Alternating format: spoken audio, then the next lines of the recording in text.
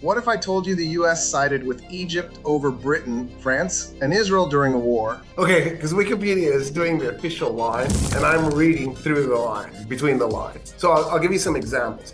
First of all, if you want to dive deeper into this, the work written by Bob Vitalis does a better job probably than what I'm doing here, talking to you about going into the little details about how Eisenhower did this, and why Eisenhower did this. Actually, let me just give you really two examples. So one is what happens in 1956. President Nasser nationalizes the Suez Canal, and he does it for economic reasons. He wants to build the Aswan High Dam. He doesn't have the money to do it. Egypt purchased World War II material from Czechoslovakia. Czechoslovakia was in a communist state. Great Britain used that as an excuse to cut off funding for the Aswan High Dam. So then Nasser, there was funding coming from the United States and Great Britain. Nasser goes to the United States and says, are you going to still fund your half? The United States says, Eisenhower says, no, if the British aren't funding their half, we're not going to fund our half. So that ends funding for the Aswan High Dam. Egypt is too poor to build it on its own. So he nationalizes Suez Canal so that the revenue from the canal will then go fund the dam. When that happens,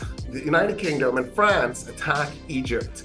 Israel attacks Egypt first. Israel attacks Egypt, including dropping paratroopers into the Sinai. And the hope was that the Egyptian military would be lured across the Suez Canal into the Sinai to defend the Sinai from Israel. Nasser doesn't fall for the bait. The French goal was to then capture the Suez Canal and trap the Egyptian army on the wrong side. And because Nasser doesn't fall for the bait, the French and British, when they do finally invade, they're not fighting any Egyptian military force, they're just grabbing territory. And Egypt isn't resisting. It's allowing this to happen. Eisenhower steps in on Egypt's side. So here's the United States, a friend of the United States, an ally of the United States, two NATO members, and then Israel attacking a state that has had relations with a communist country, in this case Czechoslovakia, and Eisenhower is taking Egypt's side, intervening on Egypt's behalf, going to the United Nations, getting a United Nations force to go to the Sinai, and humiliating and shaming the British. So in that particular instance, if Eisenhower's real fear was the expansion of Soviet influence in the Middle East,